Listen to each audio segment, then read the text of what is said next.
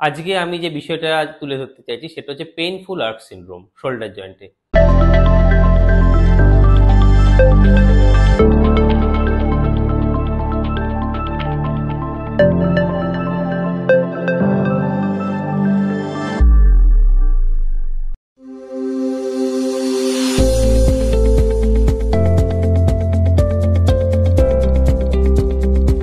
Hello and welcome. আমি physiotherapist Aditya Kumar Pal. আজকে আমি যে বিষয়টা তুলে ধরতে চাইছি সেটা হচ্ছে পেইনফুল আর্ক সিনড্রোম শোল্ডার জয়েন্টে।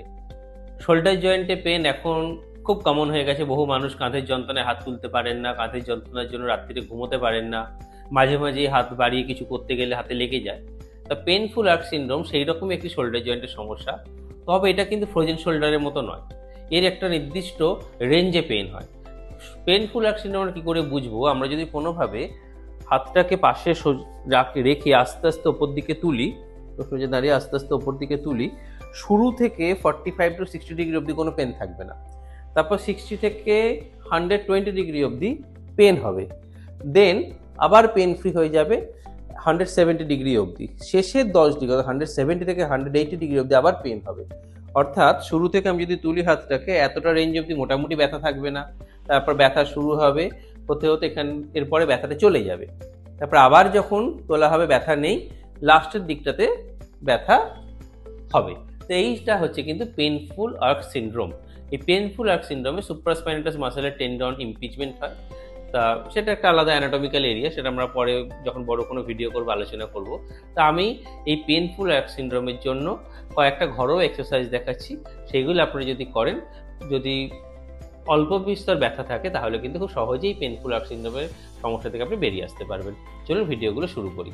ফার্স্ট হচ্ছে সেরেটাস অ্যান্টেরিয়রের মাসেলের, অর্থাৎ আমাদের যেটা বক্সিং মাসেল, সেই মাসেলটাকে স্ট্রেংথেনিং করে একটা রেজিস্ট্যান্স ব্যান্ড আপনারা কোনো জায়গায় আটকে রাখবেন, দিয়ে আস্তে আস্তে সোজা করে প্রেস করা, হোল্ড 10 সেকেন্ডস, আবার স্লোলি নিয়ে আসা, প্রেস করা, আবার খুব স্লোলি পেছন দিকে নিয়ে আসা। এটা 10 বার করা। মনে রাখবেন খুব ধীরে ধীরে করবেন, তাড়াহুড়ো করবেন না। সেকেন্ড এক্সারসাইজ হচ্ছে আমরা এই ব্যান্ডটাকে যেখানে ছিল দুদিকটাকে ধরে আস্তে আস্তে শোল্ডার পেছন দিকে নিয়ে যাওয়া, হ্যান্ডটাকে কোনোই ভাঁজ করে টানবেন না, সোজা করবেন। সিমিলার এন্ড রেঞ্জে গিয়ে 10 সেকেন্ডস হোল্ড, আবার সামনে দিয়ে যাওয়া, আবার এন্ড রেঞ্জে গিয়ে 10 সেকেন্ডস হোল্ড। এটা সেকেন্ড। থার্ড সিমিলার এক্সারসাইজ, ব্যান্ডটাকে আমরা একটু ওপর দিক থেকে নামাবো। এটা হচ্ছে একটু ব্যান্ডটাকে ওপরে রেখে নিচের দিকে নামানো।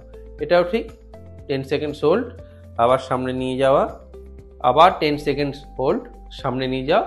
এটা সিমিলার 10 বার। লাস্ট হচ্ছে এই এক্সারসাইজ স্ট্রেংথেনিং ব্যান্ডটাকে নিয়ে আমরা হাতে জড়িয়ে